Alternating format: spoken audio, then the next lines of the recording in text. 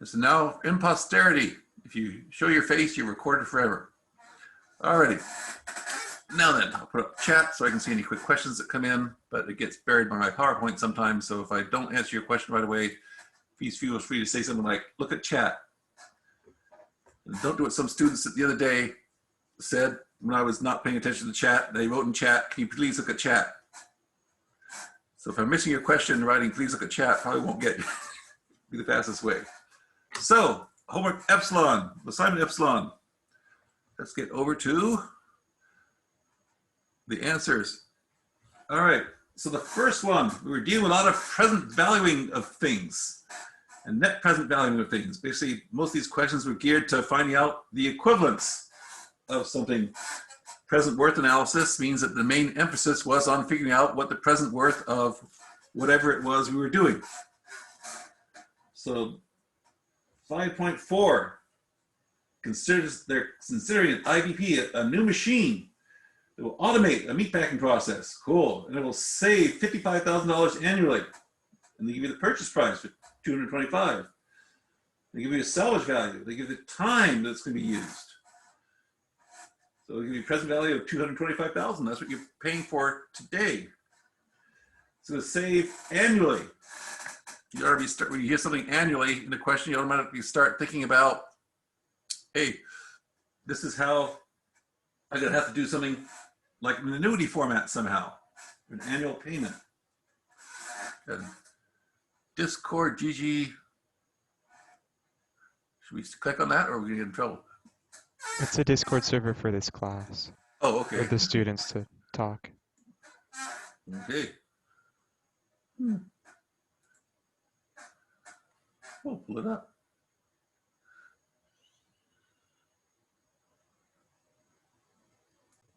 Move over here. Ah, nope. Get smaller. Come on. Or is it taking? Oh, it didn't like that, nor it didn't like it. Okay, now then.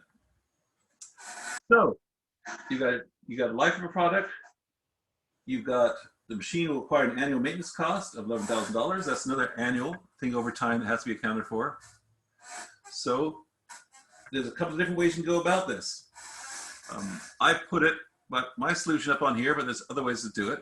You could have put this in a 10-year time chart going vertically and having years 0 through 10.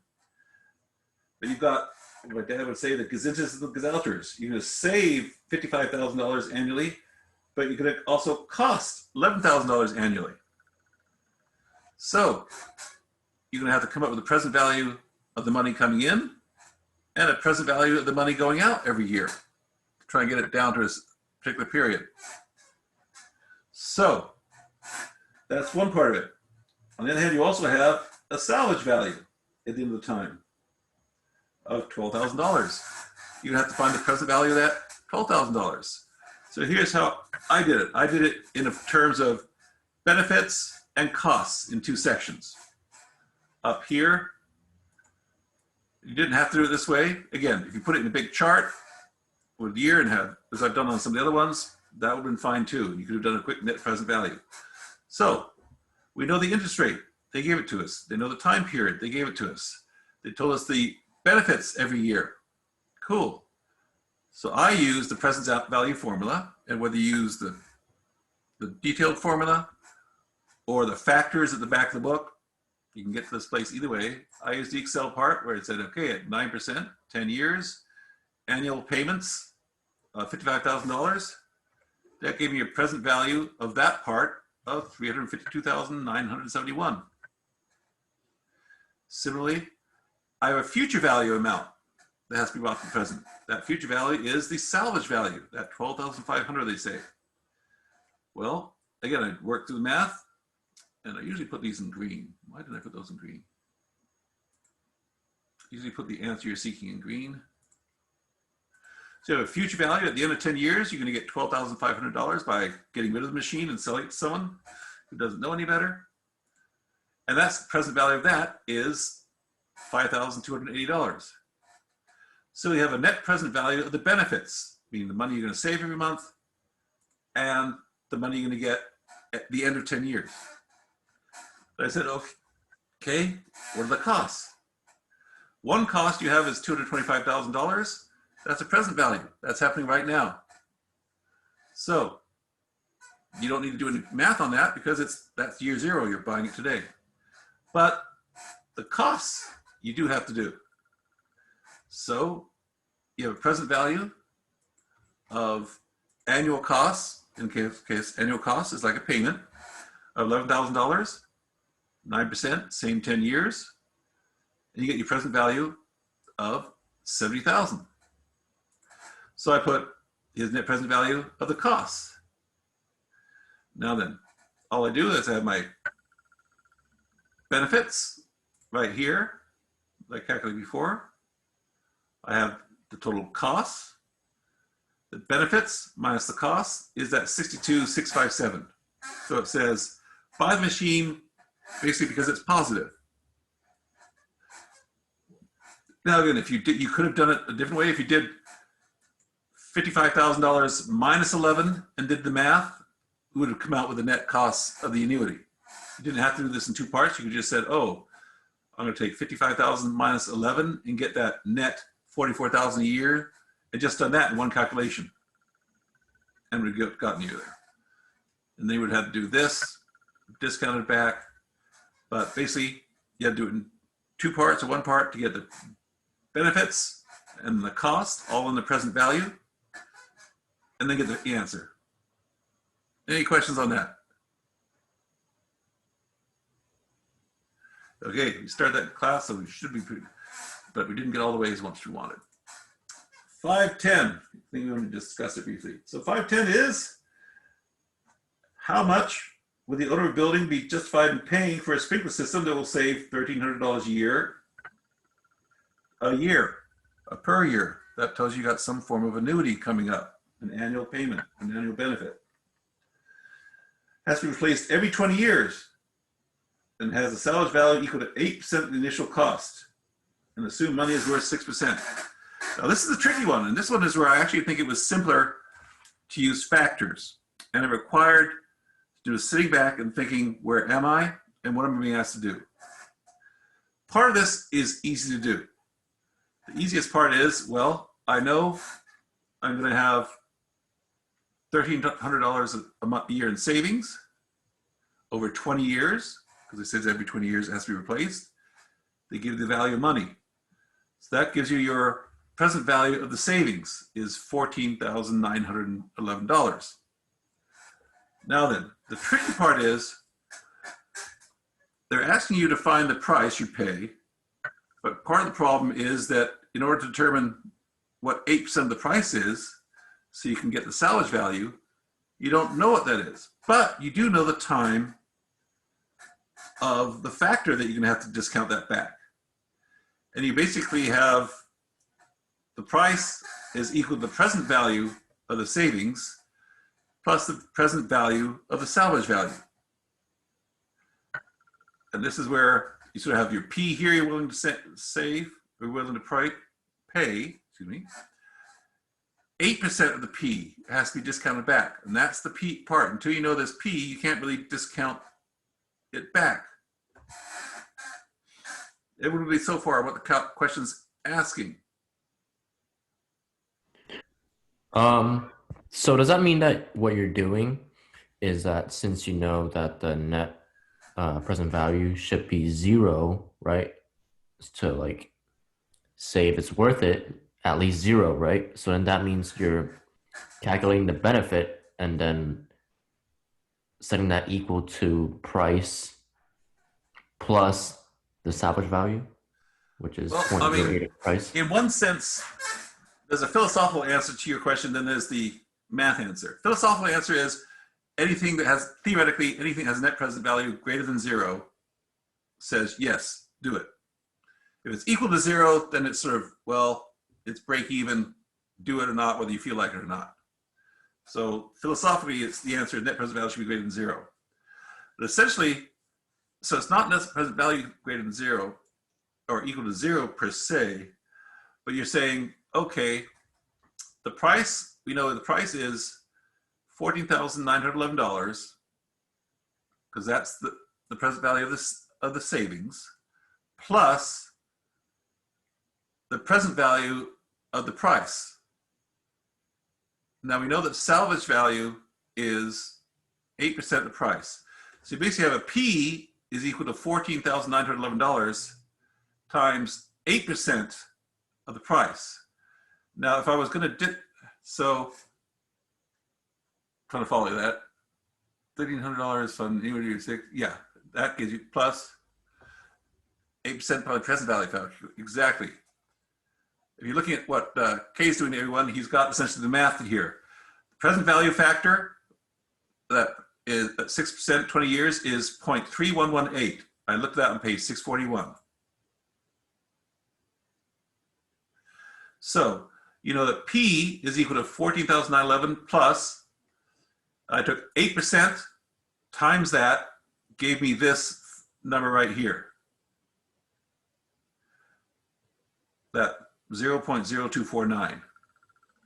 So essentially you have the price is equal to 14,911 plus 0.0249 times the price, or the price is equal to this plus 0.0249 P. And exactly as Kay's saying to everyone, who's got it perfectly right, you solve for P. Well, that means that if I take this and subtract it away from 1P, I get 0.975056. P is equal to that 14,911. Solve for P, and that gives you the price. So this one required you to think back to algebra and say, what do I know and what do I need to solve for? You know, a price factor. Now, if you wanted to use this in Excel, you would have had to do some trial and error to get down to the right factor. And if you're really good at doing some of the driving solve parameters on the analytical tool pack, you can actually set this up in a spreadsheet, which is way beyond this class. I teach another class where we learn to do that. You could have driven to an answer, but it's better to just treat it as basic algebra. You know, the price is equal to the present value of the payments plus 8% of 0.3118 times the price. And that's the fastest way to solve this, in my opinion. So I did this yeah. using Excel to do algebra, but it doesn't really look like Excel work. It just looks like formulas and boxes. You know, it's whatever it takes. This is where one said, this one, it's sort of, you could have done this on paper, but that's why as I present this one, it's kind of tricky putting it in Excel. That's why I said, here's the salvage value, 8%, here's this. Well, this factor I used is equal to 8% times that. And that's where you get it. And just solve for P. And this is where you're going to deal with these things a lot, where sometimes it's just some algebra to do. You got the basic tools of discounting and where to find factors in that. Again, you could have used the formula to type in everything and come up with this number. When you use the algebraic formulas in the book, all they do is give you, this factor. Any more questions on this, or is it stunned silence? This is the one that usually gives people trickiness, because it's sort of, you have to do it in 2 steps, algebra, and then just some factoring. I put a link in the chat. That article has a table of all the Excel formulas, because I always forget them. So it's a really good reference. Well, one of the things I'll talk about when we get next to is that at the end of chapter 4, there's a great section, past a summary, that has both the formulas and the Excels all listed. So at the end of chapter 4, you'll see that when we get to just before the lecture part of tonight. I'll just show the 2 pages where I scanned them. One is a little crooked, of those factors, and both the factors, the formulas, and the Excel pieces and how to use them. So 524, flipping pages. This is the one where, yes, you got Wallace Construction Enterprises may buy a new dump truck with a 10-year life. It gives you you got your N, your 10 years. Interest is 6%, gives you right that. And the cash flows for the 2 models are likely as follows, A and B. So here's the chart that the book gives you. So basically, you got these ins and outs over time, costs, benefits, to come up with your essentially annual payment and annual income. So here, and you got your initial cost at year 0. And again, you could put this in a chart saying 10 years and listing out each thing and use net present value. I did it this way. Why? Because the book does a lot of these. So you got part A, 6%, 10% given. The operating costs is that. Annual income. Future value. Oops. So annual income, 16,000 minus costs, 8,000 gives you annual savings of 8,000 a year. The future value is $25,000. How do you know that? Because they told you the salvage value is up there. If you did it in 2 steps and just did the payment part and then another line for the future value by itself, that would work just fine.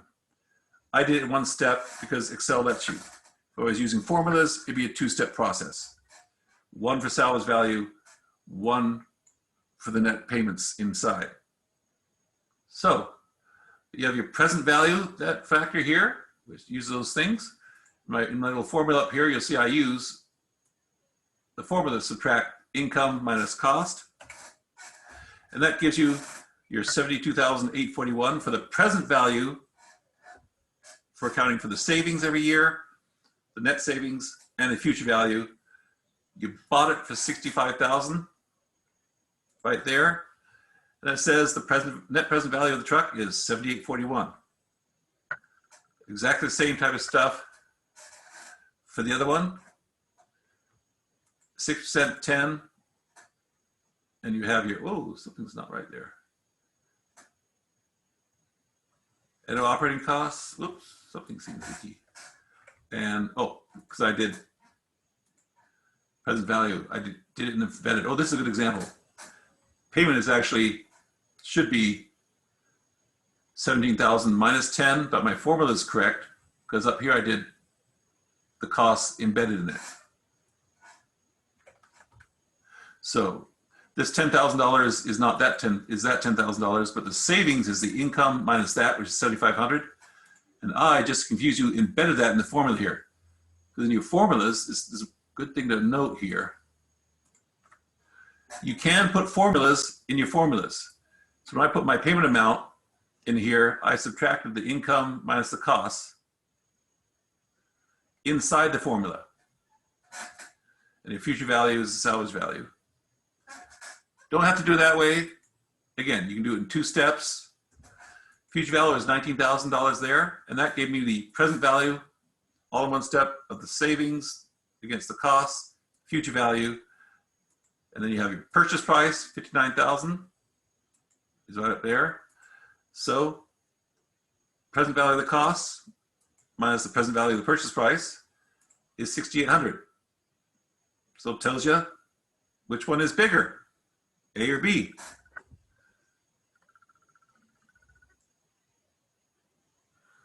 I meant model B, wait. Oh yeah. So I'm trying to think, are we talking about model B or pin B?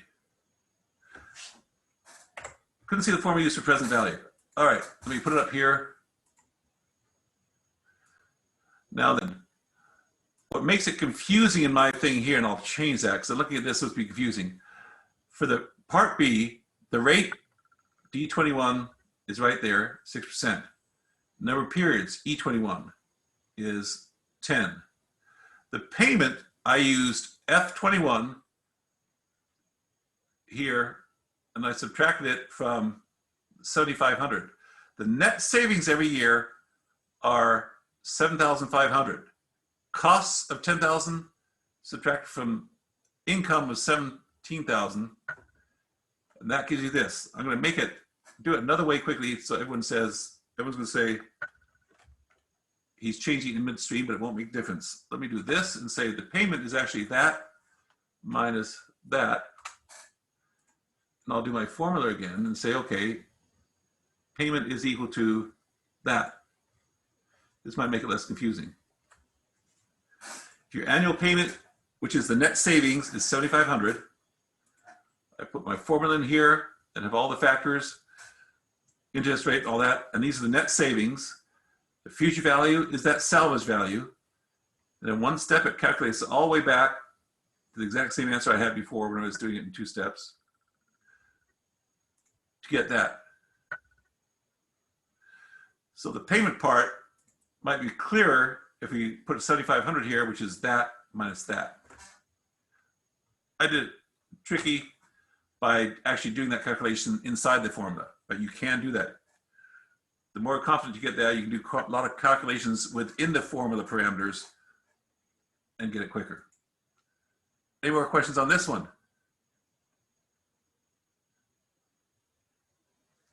Okay, we'll all get it right on the quiz. 526.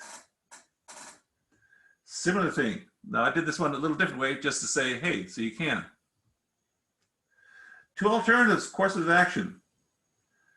And scheduled disbursements. Doesn't tell you what you're selling, just says, here we are. So you got years 1 through 5, initial outflow, and then some negatives later. So then, for part A, you got this cost. Present value of part A is $21,000. You don't have anything else happening. So if you wanted to really do it, there's nothing to discount. You could just not count these zeros. You could do a net present value of all this plus that, but I can guarantee the net present value of these cash flows is 0 without even doing the calculation. That's not fun, which isn't funny. Putting a problem like 10A on the quiz, that makes me sad. Oh, you won't have anything that complicated on the quiz, trust me. So, now then, but you have part B, okay? Now the book would go through things and tell you to worry about gradients and all that. Every one of these increases by $1,500 a year. The book would probably tell you, if I looked up the solutions manual, to do this with a gradient function. Again, I don't like gradient functions. You could also do it using net present value. I said, okay, here, I did it in a little chart here. Here's 1 through this and said, it discounted every factor back for the appropriate number of years at 4%. So what's the present value of this $2,000 at time 0 is that. I did it one at a time, just pedantically.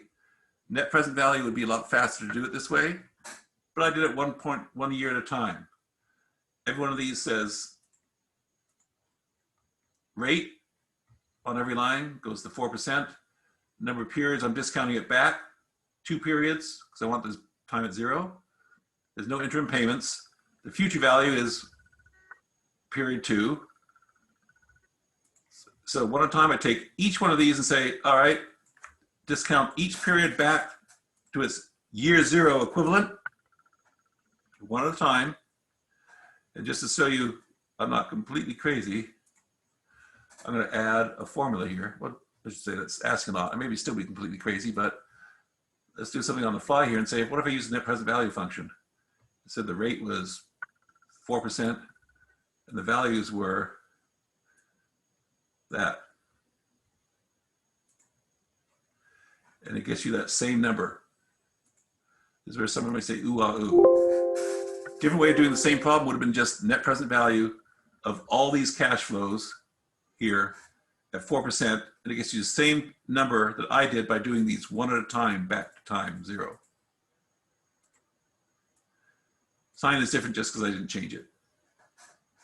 So, bottom line is, which would you choose?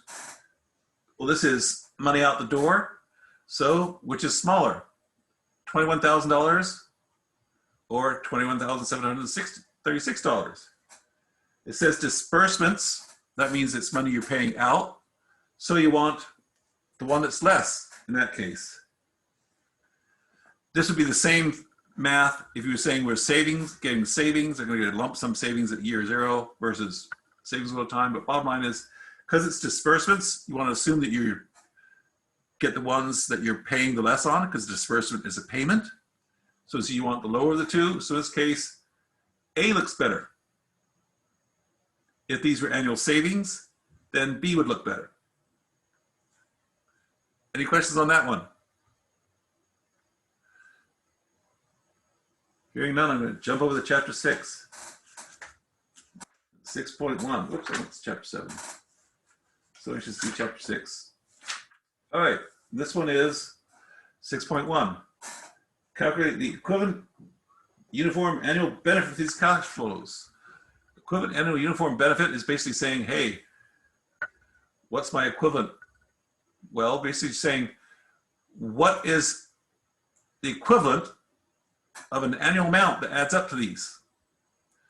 Well, this is basically another question about annuity. All these equivalent annual payments are that annuity chapter all over again, the annuity sections, meaning what comes up, what can you do that gives us the equivalent amount that this would be if it was an annuity? Well, I took the net present value of these cash flows here and then said, got this number and said, okay, what's the equivalent of this amount of net present value over 4 years if it was an even amount? And this is no different than if you said, okay, we have $10,000 today in the bank. What's the equivalent of having $10,000 today and getting X amount over 4 years? Well, this is the equivalent amount of having a $12,033 today. The equivalent of that is getting $39.62 every year for 4 years at 12%. Anyone who gives you 12% interest, take it right now. I should give you a disclaimer and say I'm not giving financial advice authoritatively. Think of those commercials you see on TV. You say this is not an advice to buy or solicit. Any questions on that one? We're going to delve into that a lot today. But this is no difference. This is simply a present value calculation repackaged. This is a chapter 5 calculation repackaged with a new term called annual benefit. Annual again, that's an annuity. If you were to take the same concept and apply it to the last problem, then that would find you the EUAC, right? Well, so we can do that and say, okay, if we have was essentially the net present value is 21. Right. Now let's take that and put a function, get a payment function, and the rate is, let's pick any one of these, 4%. Number of periods is 5 periods. Let's say that one because it's the end with 5. Net present value is this. And we say okay. Then the equivalent of these cash flows under B, and the sign's backwards because I'm doing this quickly, but the equivalent of receiving these payments over 5 years is this saying I get $48.82 every year for 5 years. So instead of getting these odd, uneven amounts, I could get this every year. That would be the equivalent of getting this stream of payments. And that's what it's saying here. Oh, okay. So it's kind of like average, but instead of not taking into account interest, this time you're taking account the interest. Yeah, well, I mean, I took account of the 4%. That's part of the payment function. Right. It tells you what the discount rate is. And so I already have net present value, just like over there, I took the net present value of those cash flows. Mm. And then just like here, I took net present value of these cash flows. And then I said, okay, if that's net present value at time 0, what's the equivalent payment I can receive over 5 years? And that's what this is, at that 4% rate for 5 years. So getting this every year for here is the same as getting these uneven payments. getting these uneven payments at the same time period is equal to getting this payment every year for 5 years. That's the equivalent annual unit or annual benefit. Again, if it's cost, don't get hung up on the benefit by cost, the equivalent annual amount, if you will. Does that make sense to anybody? Doesn't make sense to anybody? Okay. All right. Few people think it makes sense. But that's essentially the bridging between chapter 5 and chapter 6. We're using the same calculations, doing the exact same thing, except we're hitting you with some nomenclature, which I'm not really fond of, but it's out. Chapter 6 is one of those chapters we have to teach it so you understand the concepts. In my opinion, it has a very limited and dangerous application. All right, so I'm gonna hit save, and this we'll get through examples and stuff. So I'm gonna, unless I hear, oh, that's interesting. All right, so one of the things that got, because some of the comments I got was talk about, you know, where are we have these formulas in one place. The book has them in one place. And this is it, where at the end of chapter 4, it actually starts on the other page. There's a few quick paragraph notes, but it says, here's are the different functions that we use, the base math and the annuity, future given the annuity, or annuity given the future value. And here are the Excel functions that you can use: annuity functions, block functions. They call them block functions because you need a block of numbers, basically in that 0 through n going down or across that you can highlight. And we haven't spent a lot on this, be effective versus nominal. But this is a good little section at the end of chapter 4 to review. And you're not sure, see how it is, but you've got your legend here, doing compounding, present worth, gradients, which I'm trying to steer you away from gradients, but if you're doing things manually or the factors, gradients can save you time. In the modern world with spreadsheets, gradients aren't as important, but they're out there for doing things manually. So here, spreadsheet functions, manual functions, equivalents over here. So this is all at the end of chapter 4. You can go back to anytime you're not sure. And also there are, again, some of the videos that we have out there are week T, but there are so many videos on this on YouTube around Excel present value, so that there's almost too many out there. And when you look up these things on YouTube, the biggest problem is figuring out which one to click on. And it's not always the one with 10 million views. So, but there's so many examples out on YouTube about how to go through these things. And pick your poison when you go through there, but there's limitless ones. There are always more being put up. And when I put up my own series, it will be the perfect one that everyone will go to. So annual cash flow analysis. Now the whole gist of chapter 6, last time to ask me questions before I jump into chapter 6. Cool. All right. Annual cash flow analysis. And there, as I say, icky terms you got to know. I've never talked this way out in the business world, but it's from a frame of reference. Everything you see in this throughout the chapter is going to say annual. And when you think about annual, you got to think of those annuities and of getting your future values in equivalent payments, or your present value in equivalent payments, or getting your payments and saying what is the present value or future value of that. We're going to deal with annual stuff, annual, all the time. And really the only difference between doing an equivalent annual cost, an equivalent annual benefit, is your sign change. Costs are negative, benefits are positive. Otherwise, the math on these first two are the same. An equivalent annual worth is you take the benefits and the costs and offset them each other and say, is it positive or negative? That's the philosophical gist that we're doing. We're going to be converting things into annual amounts, or taking annual amounts and converting them into present values, or taking annual amounts and converting them into future values. So you can say, given what other circumstances are, what's the equivalent in the future of this? What's the equivalent in the present of this? Or what's this mean? I hope no one else can hear my chair. My chair's about to break, so if you hear that creaking, it's not my bones, it's my chair. So it's really loud over here. I'm here. I hope you can't hear it. Now then, here's an annual cash flow calculation. Something we've seen before. Okay, machine cost $30,000. So I have this cost column with negative $30,000 in year one. You're going to save $10,000 a year.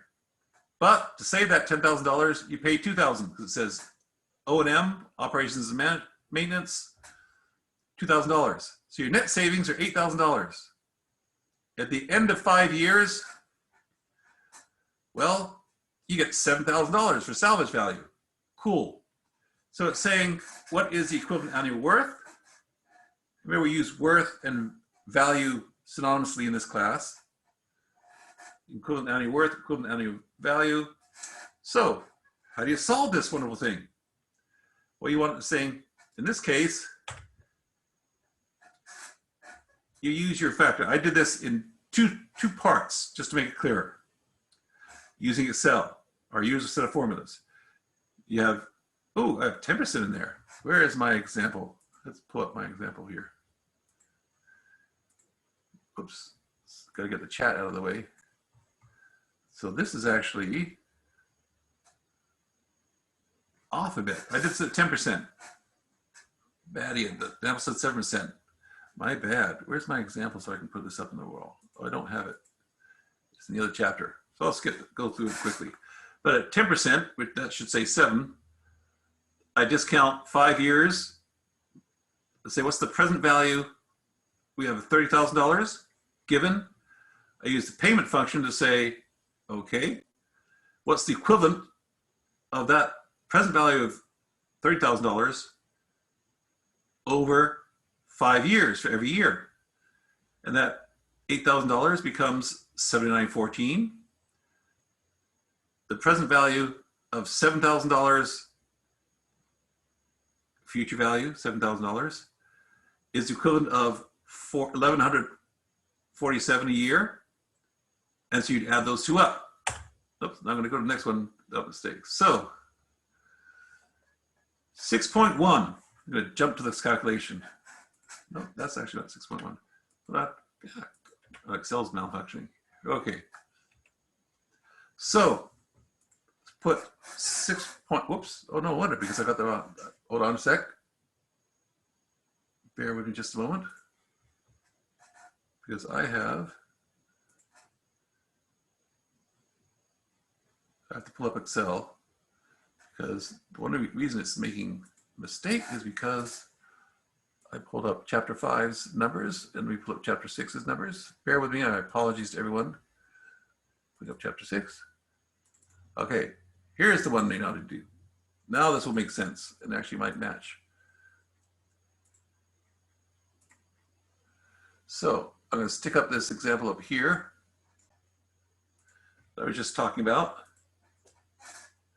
And we can put the equivalent of 7%. Come on.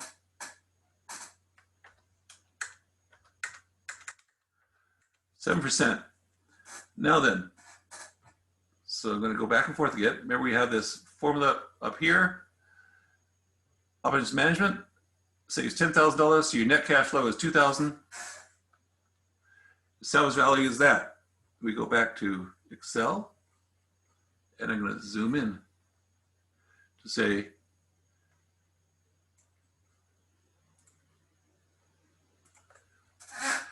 so here's our cash flow, present value of this. That's equivalent of paying out $73.17 every year for 5 years. We're trying to come up with we got the present value. What's the annual equivalent of paying that one-time payment at the end, at the very beginning, in year 0? Now then, we're going to get $7,000 back at the end of a future value of $7,000. What's the equivalent of, instead of getting that future value in 5 years of $7,000, what's the equivalent of getting a single amount every year? Well, at 7%, we have 1217. So annual payment of that annual payment of that, bingo, is 69. So that's the annual equivalent of 30,000 and the savings part. And so we analyzed both those things to come up with something that didn't match my PowerPoint, but said, okay, that now then, you've got annual savings given to you, $8,000 a year. You don't have to do anything on that. We calculated our numbers here. We know our equivalent. All you basically have to do is offset your savings of $8,000 plus that 69,000, and that gives you 1901, which is where we get this. We have down this corner,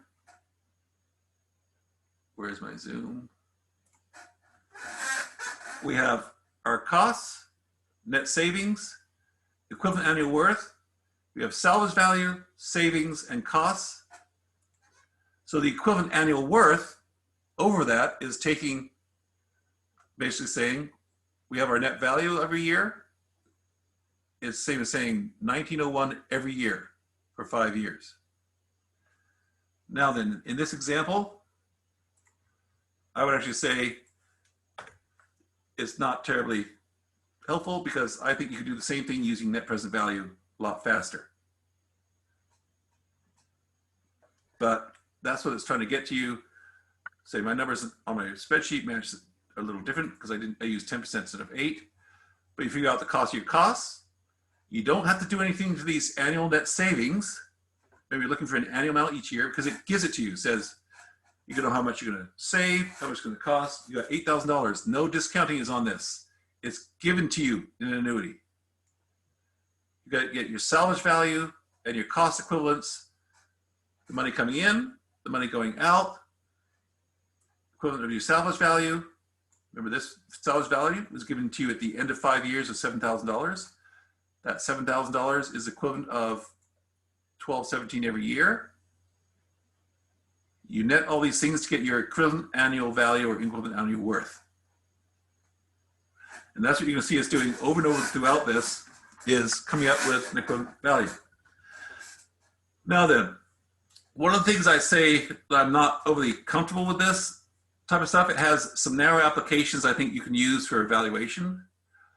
What I don't like about it compared to other things is that it's an artificial number. It has nothing to do with cash flow. It doesn't tell you what the real world is in the money you're going to get in.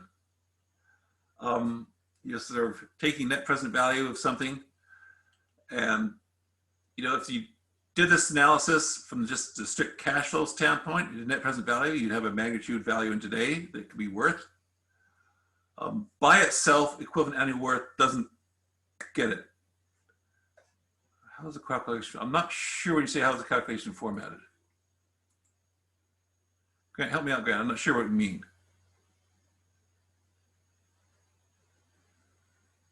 How is the calculation formatted? I'm not sure what I'm being asked.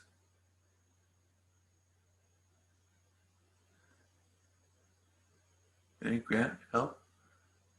Just post a question in chat. Okay, so yes, this is adding, what this does is add the costs, the savings, and the salvage value. We took the annualized costs. Now this cost is the annual amount of the initial price. So we took that initial present value, which was $30,000 at year 0, and said, what's the equivalent? Instead of paying that $30,000 in year 1 by itself, what's the equivalent if we had to pay an even amount every year? And that's the equivalent. And we took the present value. Oops, that's gonna make it back to 100%. Ooh. So your equivalent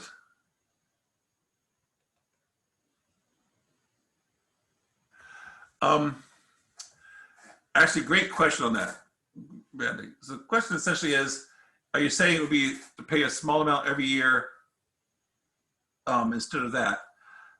Short answer is you could say yes. It's kind of like saying if you go into the bank and say I can't pay $30,000 up front, but if I took out a loan at 7%, how much would I have to pay you every year?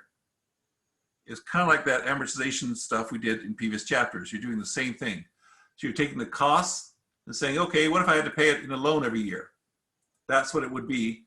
That's the equivalent annual amount of $30,000 in year 0. I take the 7%, the 5 years, and the present value and say, what's the equivalent of a 5-year annuity? And that's what this is. This 7317 over 5 years is the equivalent of this $30,000 for just 1 year at 0. Our net savings we get from here, $8,000 a year. Where do you get that from? They tell us in the 6.1, here's what you're going to save. You got your outers and your inners.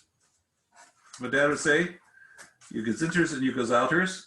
It's telling you we're going to save $10,000, but it's going to cost us $2,000 every year. So they gave it this. No calculations need to be made. They give us 10,000 minus 2,000 is, I will zoom in these 2 sections. Net savings is here. There's no change between this column and this column because they gave it to us on an annual basis.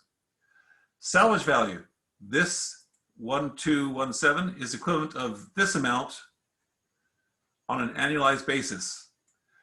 The equivalent of getting $7,000 in 5 years, the equivalent of that is getting $1,217 every year. Oh, well, good question. Let's highlight this. Ooh. Is it exactly is exactly $30,000 when you add up this amount annualized? No, it adds up to 36,000. Let's put a little sum in here.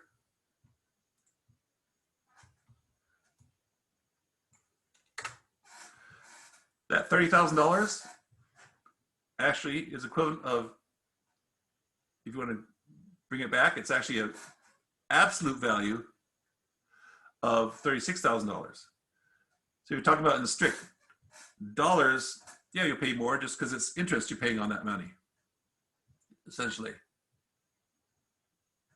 So, and this gets to some really good questions and why equivalent annual worth can be confusing, I think, especially when you're presenting it to a board meeting. You're analyzing it. This is $30,000 today is equivalent of a $7,317 annuity or loan.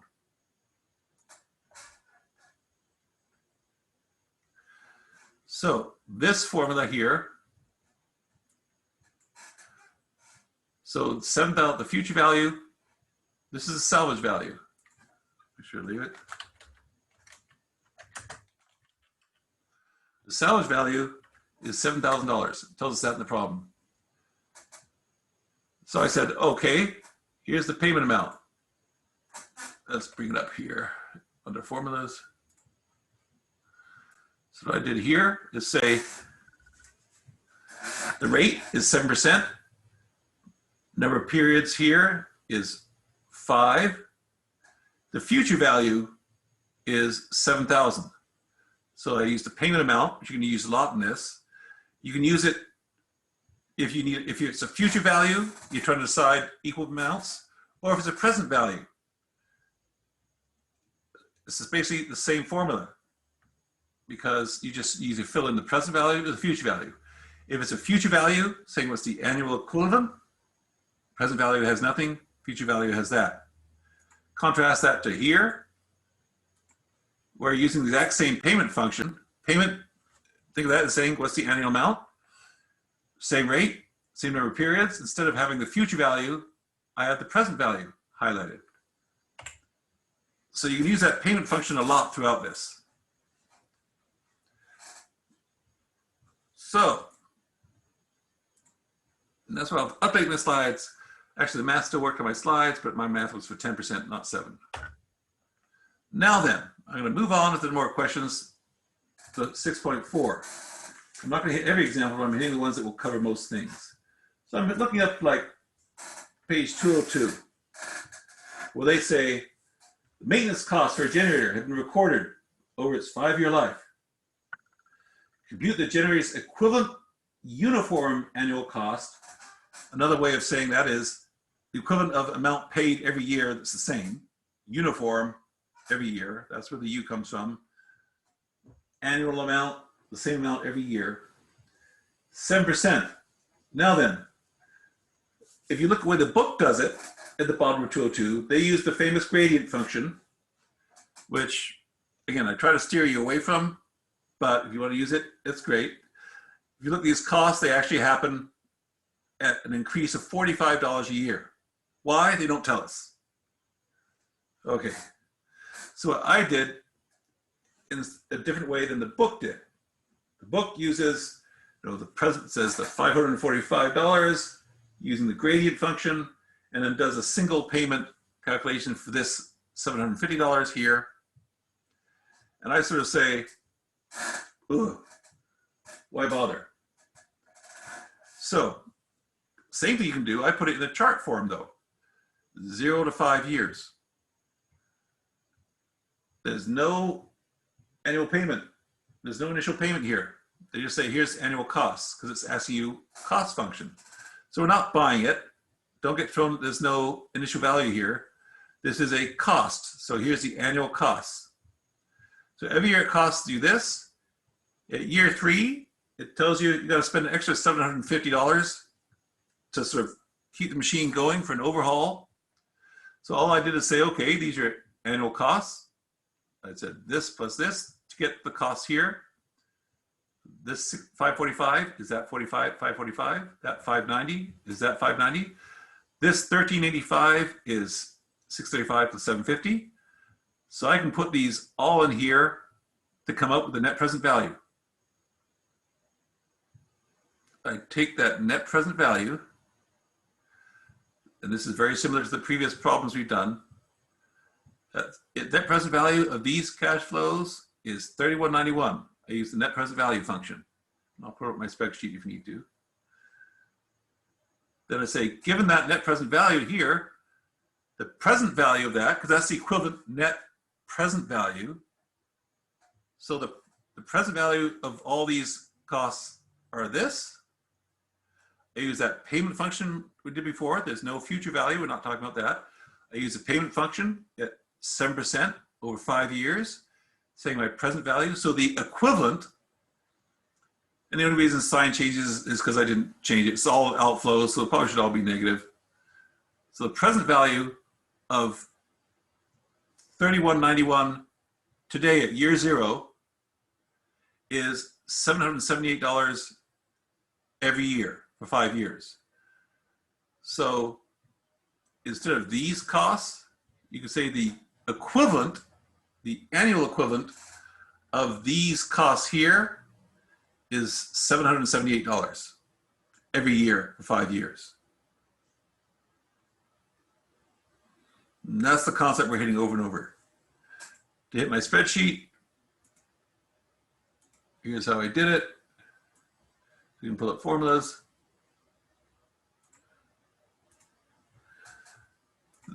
For this, I put in the rate again, 7%, 5 years. The present value is that 3191. Future value is 0. Doesn't make any difference if you leave it blank. And that gave me this $778 a year.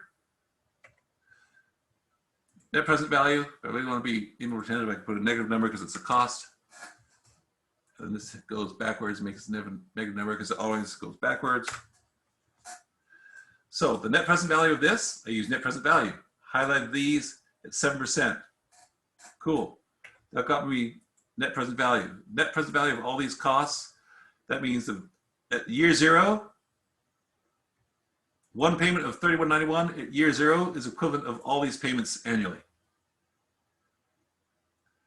So equivalent to all these. Uneven payments is $3191 just at year 0.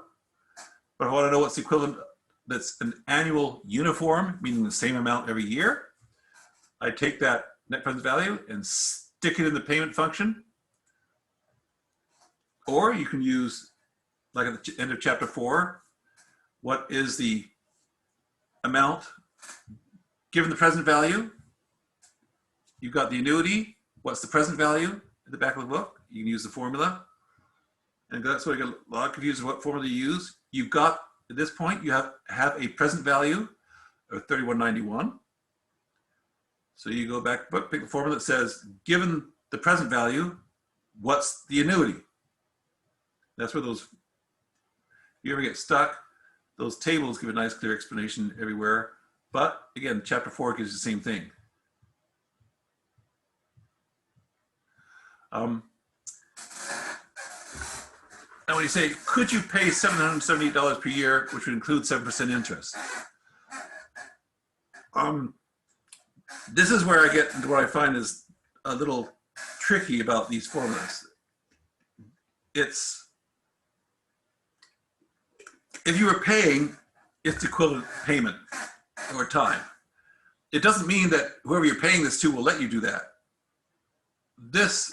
These annual payments are actually being calculated for the purposes usually of comparison to something. This isn't assuming it's a loan, but it would give you it would be the equivalent if you paid $778 a year every year for 5 years. It would be the equivalent of paying this amount of money every year for 5 years. It would be the statistical equivalent of doing so. But annual equivalents don't mean cash flow.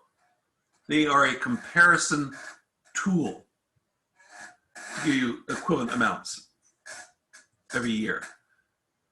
And to say, I always found they have limited application because I'd rather use net present value for things, just say what the basis of it. In a minute, we're going to talk about items with uneven years like we did last week. And it might make more sense to there. When I went before, I said, we start those calculations, it was it 3 or 4 or 5, when they had how to compare projects that are uneven in duration, a 7-year project versus a 10-year project. Equivalent annual costs do work the same way as like loan amortizations and that. When you said, how much do you need to pay every year for $30,000 over 5 years? The calculations is the same. Philosophically, we're dealing a little differently here though, and how we use it. But the math is the same as, say, loan calculations. I hope that makes sense. We're using the same math, but for a different purpose.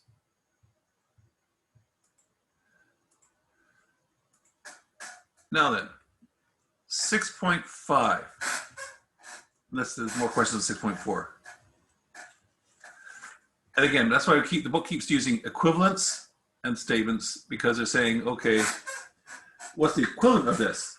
Doesn't mean you can get a loan that'll lend you that money for that time at $778.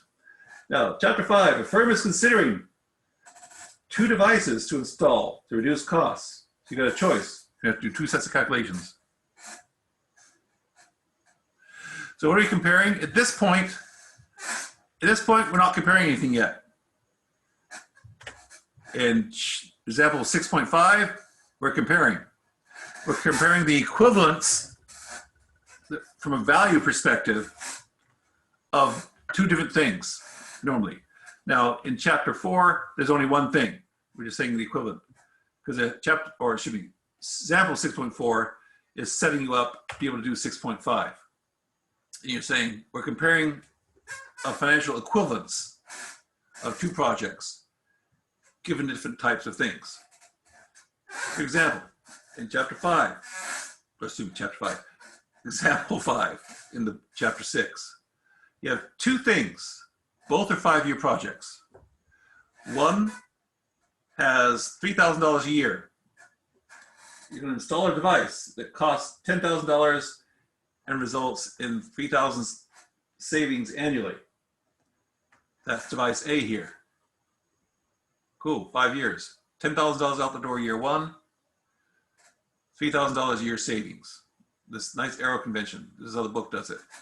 Device B is the book's favorite gradient function. Essentially, you pay $13,500 out the door, and year one you say $3,000, then year two $3,500, year four $400, all the way up going $500 a year for 5 years. So they're both 5-year projects, and you're saying, well, one is $3,000 a year, one goes up every year, uneven payment amounts. Well, one of these has annual benefits that's easy to calculate, but equivalent annual cost, well, we're gonna have to discount it on part A. And that's where the book says the EUAC, equivalent uniform annual cost, you got $10,000 out the door. Well, you need to annualize that because you want to be able to say, no, given everything, no, this is equivalent of having one set of annual payments. So you've got to take that annual of amount, that $10,000, and annualize it over 5 years.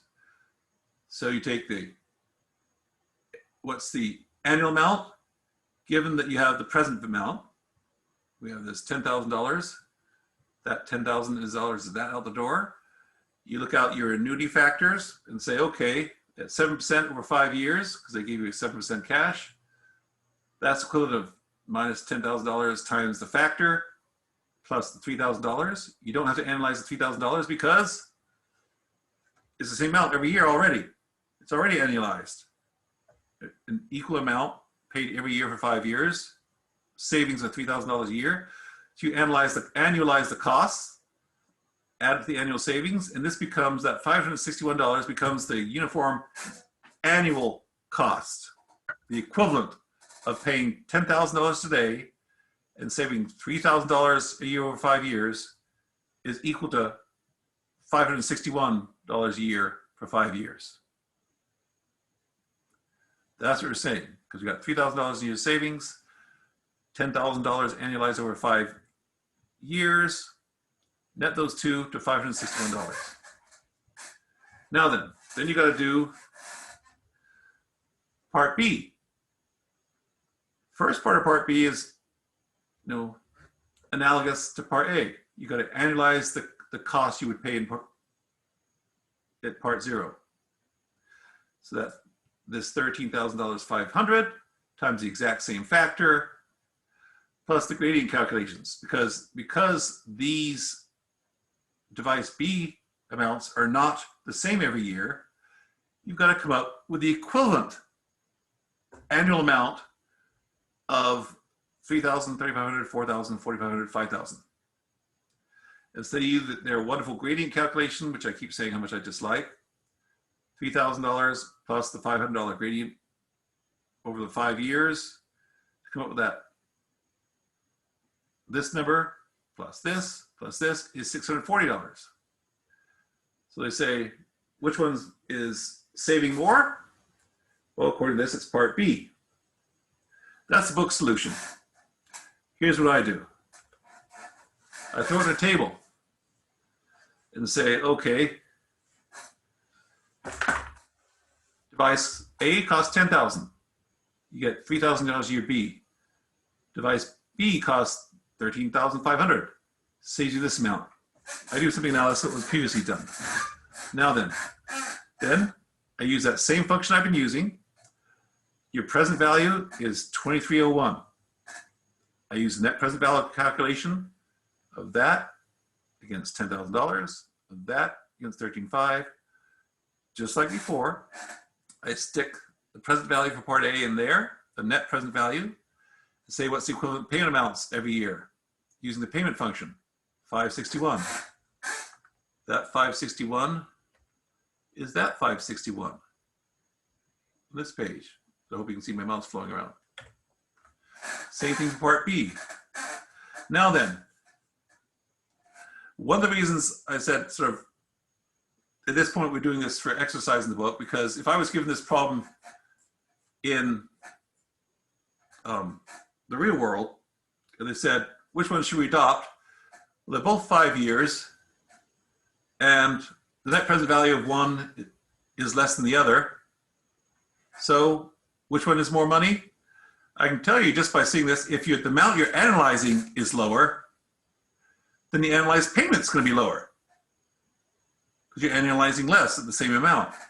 So if I was doing this in real world and said, hey, we've got this new machine we're buying, I would have stopped here and said, because of the same duration, yeah, unless you can't afford to pay $13,000 because your credit limit's only $10,000, well, you're going to buy the one with the bigger net present value.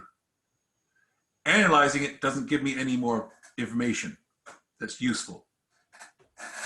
But using this is the methodology I use, throw it in a table. If you want to see my spreadsheet, zoom in so I can show you the formulas. Same formula I've been using before. This is net present value. I took the net present value of the, well, that's weird. Why did it do that? Took the net present value of these cash flows, of this cash flows, stick that in there, and use the payment function right here.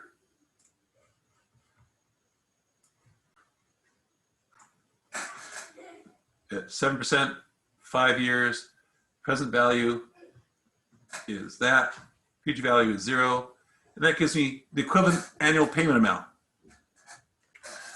Now, the one reason I say it's deceptive to use this, and we're going through the motions now because there are reasons to use this, but in this type of circumstances, it doesn't tell you about cash flow. And this is where I say making some of these decisions, whether it be using net present value, IRR, or equivalent annual amounts, if your credit limit is $3,000 a month, device B is no good to you anyway, because you can't pay $5,000 in year 5. Now, so, hey, now if you can count on your credit limit being raised to $5,000 in year 5, fine.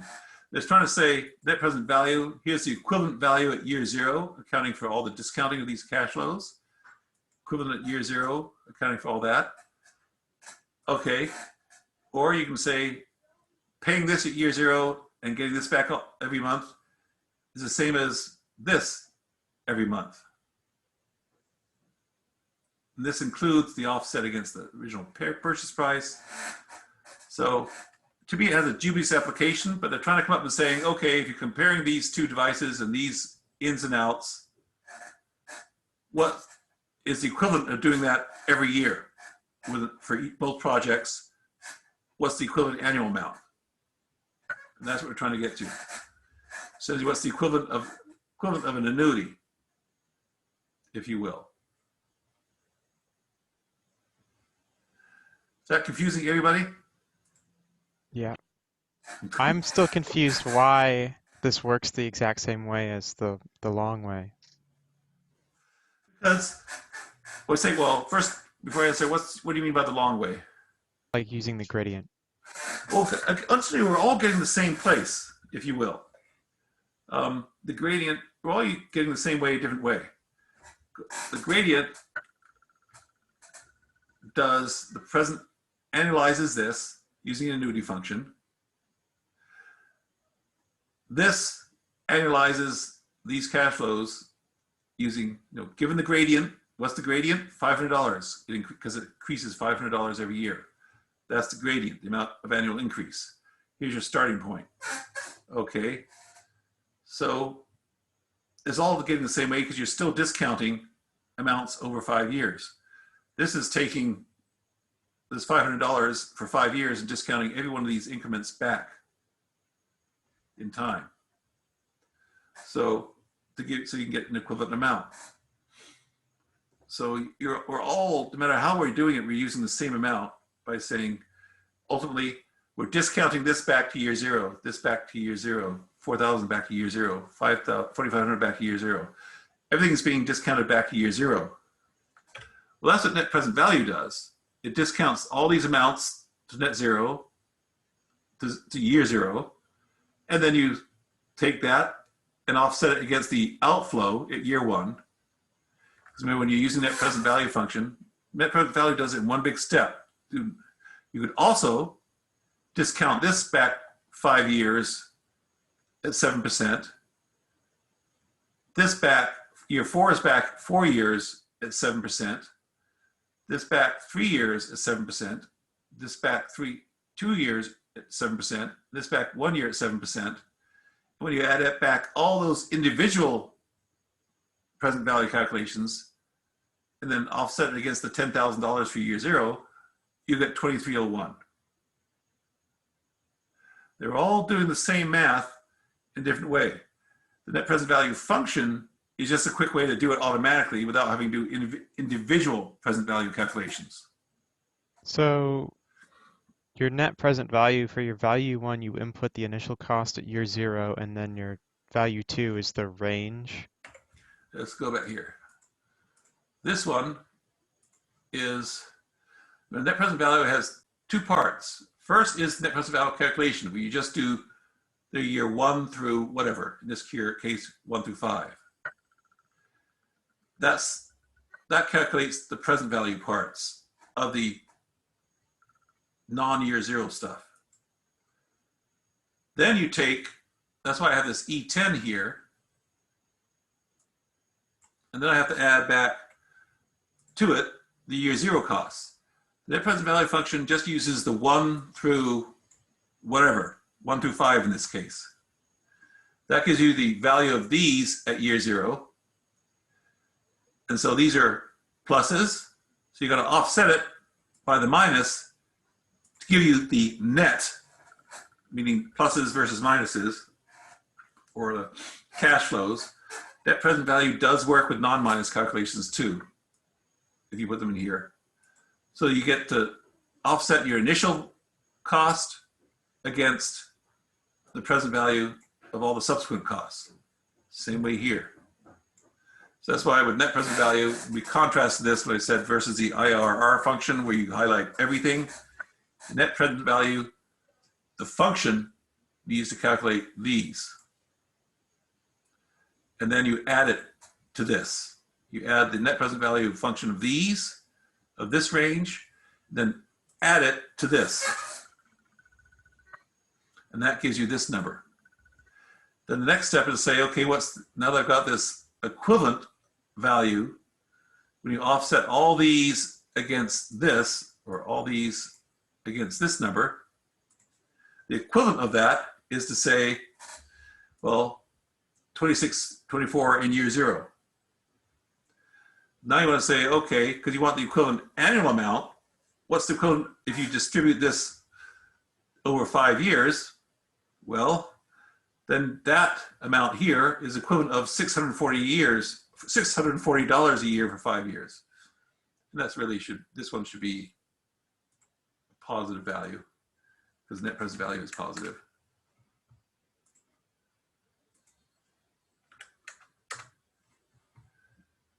So the equivalent of all of this on an annualized basis is the same as saying, is the theoretical equivalent. Let me do something here quickly. So I hope I don't make anyone go too blind. That's the equivalent of saying, come on. My num lock got turned off. How dare someone? So for device V, this is saying that all this money is equivalent of this. Okay. That's where we're going with it. Similar for device A. Let's put it side by side. It's a good thing because I'll do this next year if I use this example. Where's my paste? No. Paste. That's saying 0.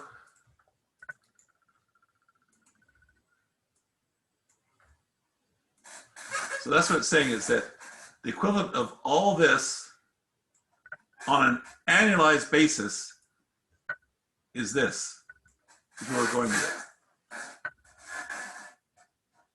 it. Okay.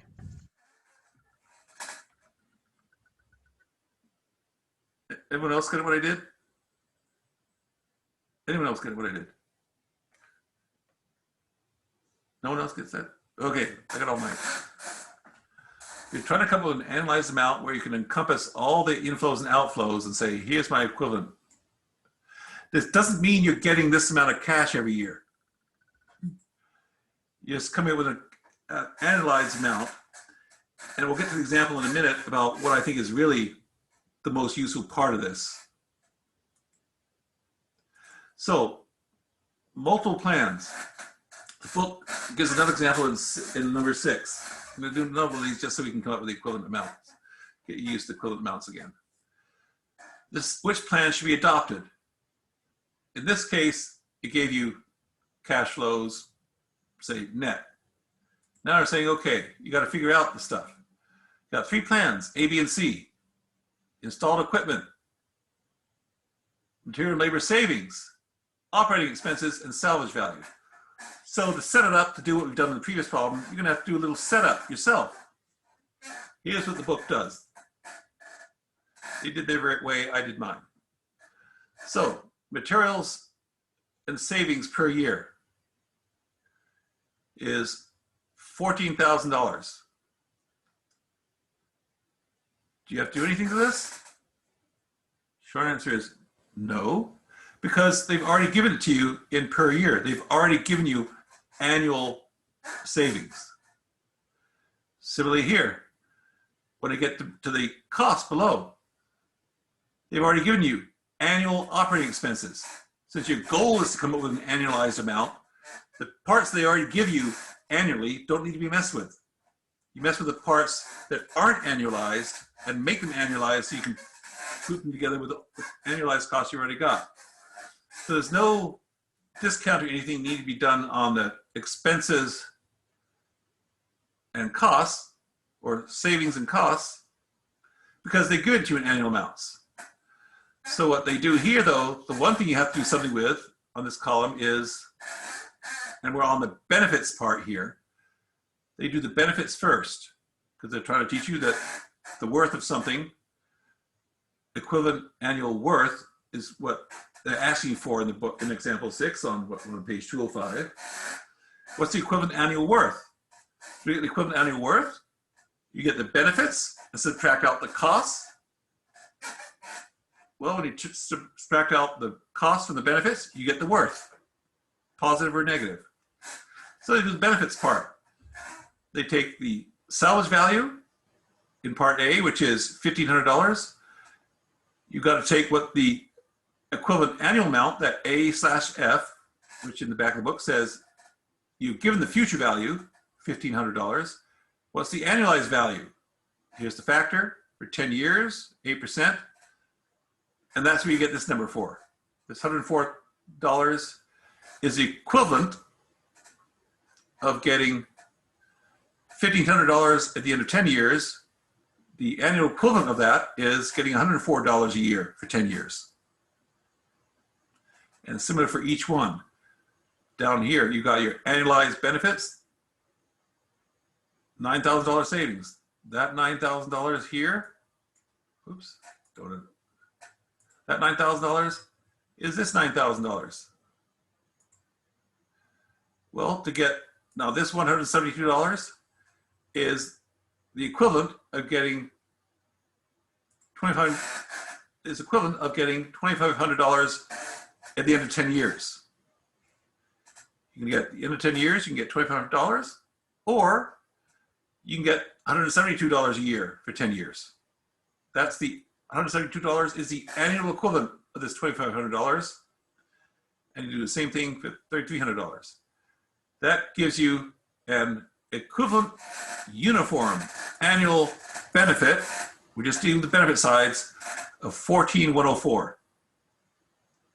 $1,400 in annual savings, the annual equivalent of the salvage value, $14,104, and they're the same for every year. And the number's straight up here. Is anybody with me so far? Okay, no one's with me so far. Now we're going to do the exact same thing with the costs. So we're going to do basically the same type of math. Here, you've got installed cost and annual operating expenses. The costs. Whoa, sorry, my phone was ringing in the back. Operating expenses, $8,000. Installed costs. You had to annualize this initial cost of $15,000. That's what you would pay at year zero. Well, what's the annual equivalent of paying $50,000 at year zero? If you paid it instead of $15,000 in one lump sum, what's the annualized equivalent of that? Well, they take this $15,000 and apply the, given the present value, what's the annual equivalent at 8% in 10 years? That's what this 2235 is. That's the annual equivalent of $15,000 at year zero. The annual equivalent for 10 years is 2235. All they did is take that $15,000 and multiply it against this factor. The annual operating expenses, they already gave you right here. It's annual. Don't have to do anything with it. You're looking for annual numbers. So that, again, something that was not annualized was the initial cost. You annualize the initial cost over 10 years. So you get 2235. That's the initial cost annualized, plus the annual expenses. That gives you the equivalent annual cost. The only difference between the calculations up here is B for benefit, C for cost. Well, then you take the $14,000 and 14,104 and subtract out 10,235, and that gives you your equivalent annual worth, which is the benefits minus the cost of 3869. Isn't that amazing? And they do that same thing all the way across. So is there a salvage value for each year? Salvage value is at the end of 10 years.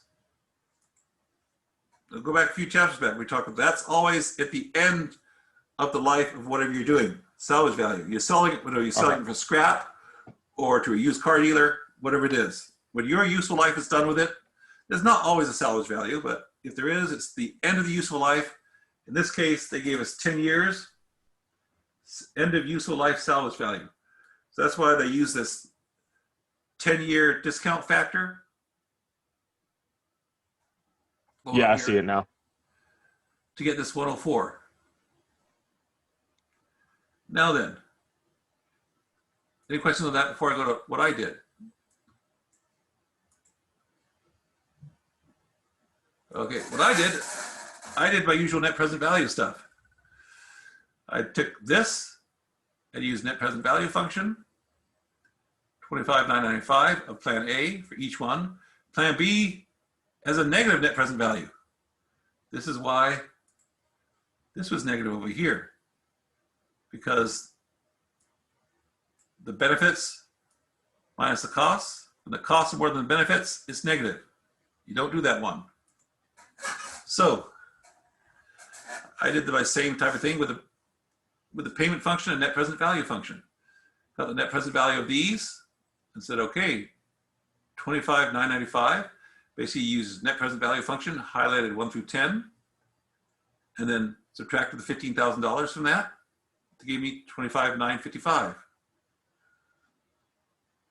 Take that 29,955, stick it in the present value, and say, ask the Excel to tell me what's the equivalent payment using the payment function of $25,000, 955.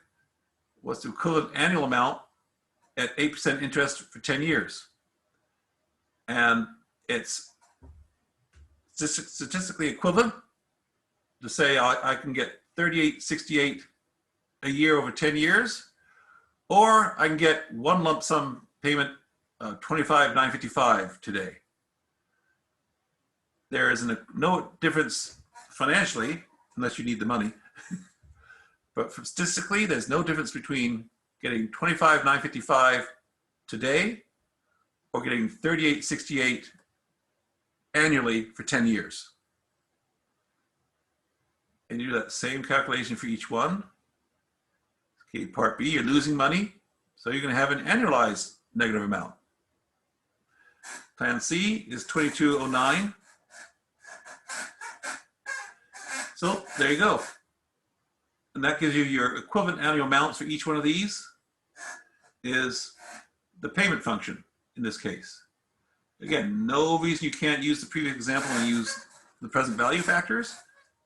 But again, if it's something, the only time I find it difficult to use a chart net present value in this, instead of being like a 30-year monthly amortization, and I don't want to have to scroll down 30 or 40, no, 30 years, 12 months. That means 30 times 12, which is what, 30 times 12 is 300 plus 2 that. Oh, so you want 600 lines of data? No.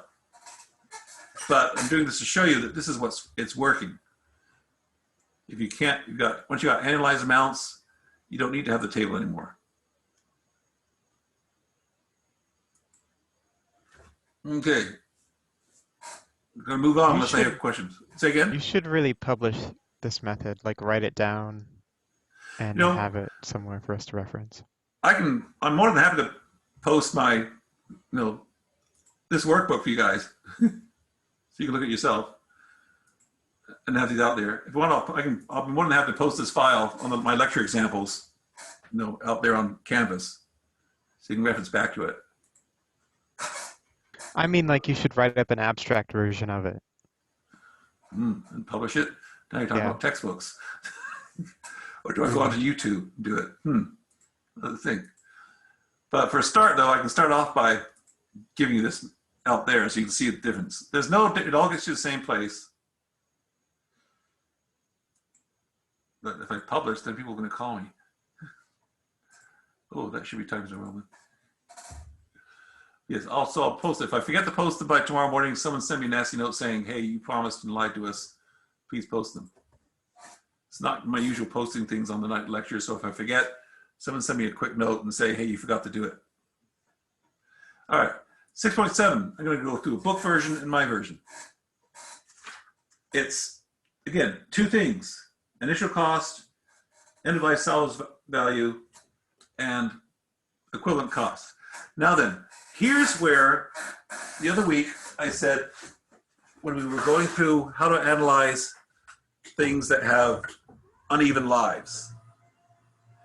At the time, they had us do weird things like, oh, well, assume that we're going to have to double up on something and assume that next pump we're going to buy it. No, we'll just double the life of year 6 pumps and assume we have the same initial cost that we'll add at year 7, and so we can get the equivalent of pump B, which is 6 years, to pump A. And at the time, I said I don't like the way they do that because it's, again, it truncates some things. You might have to use a 12-year pump, but only use the first 12 years of it. When I said that last week or the week before, this is now the point where I said we're going to learn a better way to handle it.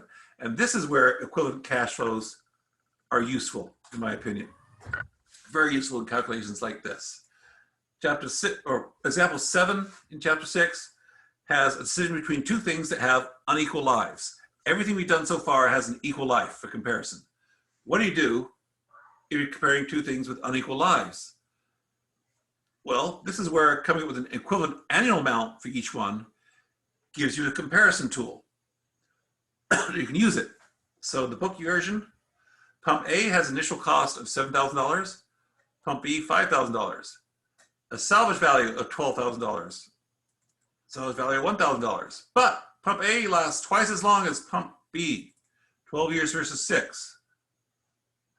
Well, rather than going through this weird trying to double up and assuming you can buy the same pump be 6 years from now at the same price and it'll be the same values and stuff like that, this says, hey, by coming up with an annual equivalent, we can come up with a way to compare two things that have things that aren't even about them. So they use, this is a cost amount, so they say, okay, you're going to do the $7,000 minus the $12,000. You can basically take this amount, $7,000, and the $12,000 and annualize it. So they basically do an annualized calculation and saying, all right, initial cost and salvage value to come up with their cost amounts using the same given, what's the annuity given P. Now then, jumping ahead to my version. Oops, somehow I lost full screen. So this amount here is the same as asking, when I put it in a block, what they call block calculation. I have pump A, I use it for 12 years, sell it for $1,200. Okay, pump B, I buy it for $5,000, use it for 6 years, sell it for $1,000. How do you come up with something to compare these two products? Well, you annualize it. So here's what the cash flow for A will look like, $7,000. Doesn't talk about anything, savings or benefits or anything, so you got zeros until you sell it. That has a net present value. Net present value of years 1 through 12 is, you get a net present value, offset it against the $7,000, and that gives you your net present value of $64.67. Similarly for pump B, $5,000 out, offset against the net present value of these, the present value of years 1 through 6, gives you that. Annualized equivalent, well, you take the present value of one and the present value of another, and this gives you annualized amounts of these two pump costs. So this is a really valid way of comparing things that have unequal lives compared to what we were taught earlier in this. By just annualizing uneven lives, this is the equivalent annual cost of these things. So you can say, well, the equivalent annual cost of pump plan A, pump A is $814. Cost of pump B is $909, which is less pump A.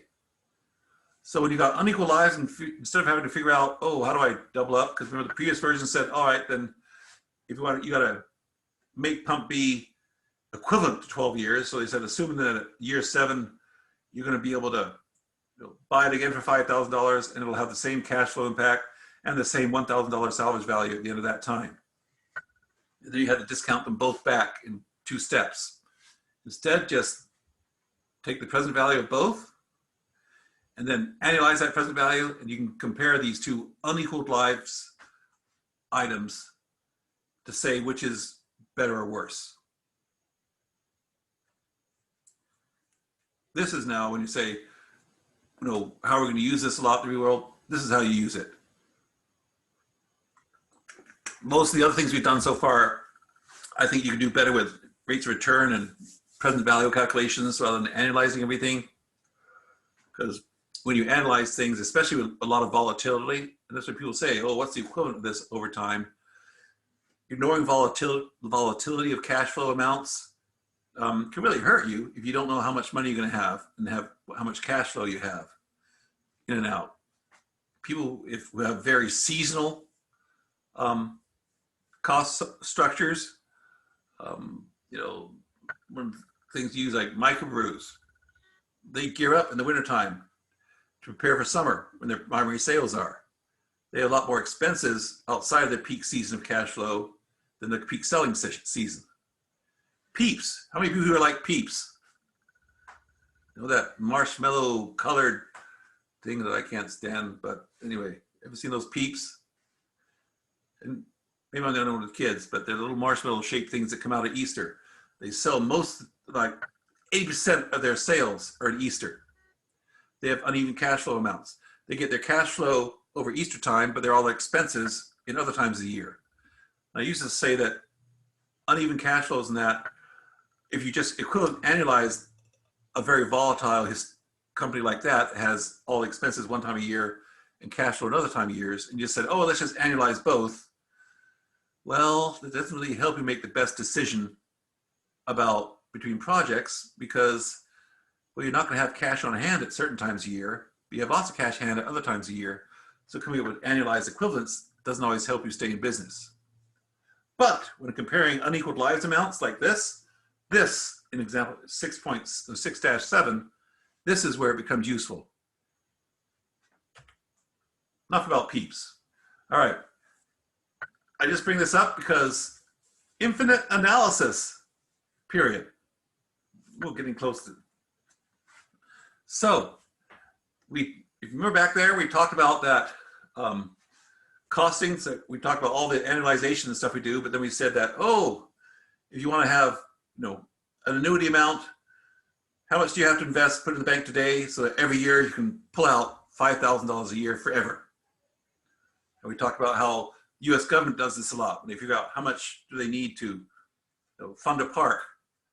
Oh, we need $5,000 a year to fund that park. And I think we had a question like that on the homework or in class. They said, we got to maintain this park forever at $5,000 a year. How much do we have to put in the bank today so we can always pull out $5,000 a year forever? And it was a simple calculation equivalent to this, where the equivalent annual amount is equivalent to, if you want to have this amount every year forever, how much do we have to put in the bank today to get that amount? So this is saying, okay, we got two options on 6.9.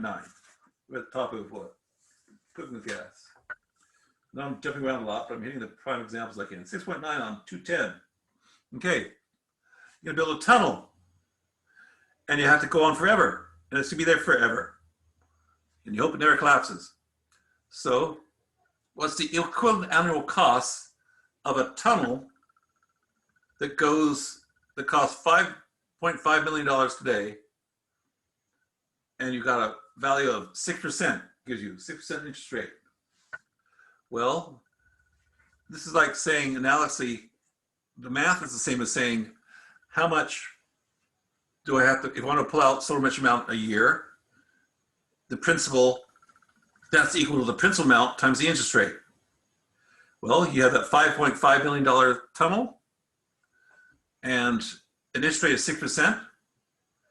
Well, the equivalent annual cost forever is equal to that $330,000.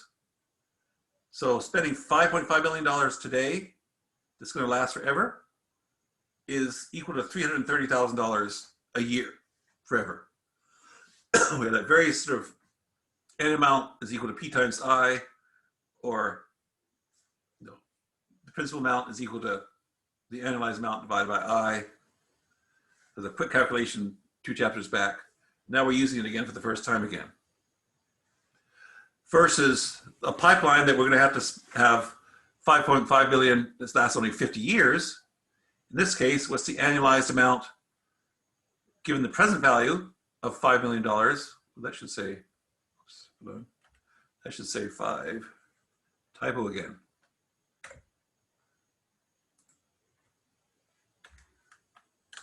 There we go.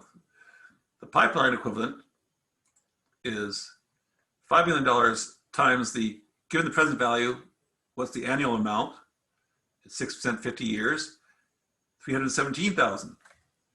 So for comparison of these two, which is essentially cheaper? Well, okay, the pipeline is cheaper than the tunnel over that time period. Now again, secondary decisions about how much money do we expect to have in 50 years? Well, by then we'll all be retired and let our successors handle it, so they can worry about whether they'll have another $5 million in 50 years. But you analyze the equivalent amount versus one thing that's going to last forever versus one thing that's going to last for 50 years. Using that simple math of amount is equal to P times interest rate. You can go backwards and forth. If you have the principal amount and annual cost, you can figure out how much you have to put in the bank. But equivalent amount. So if you get something like that, how do you do perpetuity? Remember a couple of chapters back, we went over this and had a homework problem on it, I think. Look at 6.10, we're cooking gas. I think we only have 2 examples left for, talk about the quiz taking rate. Almost out of the chapter. So 6.10, alternatives, let's see. This is again a useful life alternative. Uneven lives. And they do essentially my version here to a large extent. Initial cost, one is 50, one is 75, different salvage values, different lifetimes. estimated market values at the end of 10 years. And what they do here is try to do a pseudo calculation and say, okay, over 10 years, what are we going to do on this? This is when they, remember we did that before, and they said, when we had unequal life projects, here's an analysis period. And so you had to say, okay, we're going to study it over a 10-year period. We know they have unequal lives. And in the book, they said, okay, we'll assume at the end of 7 years on the one that's shorter, you can reinvest again and then sell what you've got for $20,000. Meanwhile, 13 years is longer than 10, then we just treat what we got and they give us the magically value of 10 years for each one. Because they said we're having a 10-year study period. And this is very analogous to what they did before on useful lives. They said they didn't ask you for the equivalent annual costs. Before they said the first part is the same, minus $50,000 today, plus $10,000 minus $50, because you have $10,000 salvage value, and for the first one, at the end of 7 years, you're gonna have to come up with a cash equivalent. You need something else, so they assume we're gonna fill the gap between 7 and 13 years, because this one is shorter. We're gonna fill this gap between this 7 years and this 13 years for alternate one by assuming that the extra 8 through 13 or 8 through 10 years, because it's a 10-year period, can be filled up with the equivalent of what happened for the first 3 years. We're studying this for 10 years. This is over 10 years. Don't worry about it. Under 10 years, we got to fill in the gap between 7 and 10 years. Assume we're filling the gap by assuming that at the end of 7 years, we're going to buy another $50,000 object with, at the end of 3 years, after we buy it, we can sell it for 20. Now then, and they go through nice calculations, which you can go through on there. Then we have my version. Now then, here's how I did it. You can read the version they do. I'm not going to spend all day long on it, but they take it in the terminal value, and it's very similar to what we did previous ones. My version, I again put it in here. 2 tables. Both have $50,000 outspent at year 0. 50, 75, 50, 75.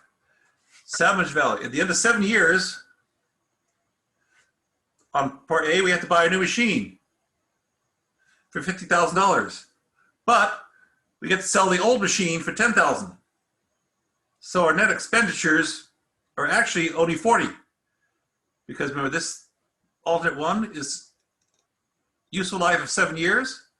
So at the end of 7 years, we sell the old one for $10,000 and buy a new one for $50,000, which means our net expenses at year 7 are $40,000. Go on for 3 more years, and the book tells us that at the end of that 3 years, you can sell for 20. Cool.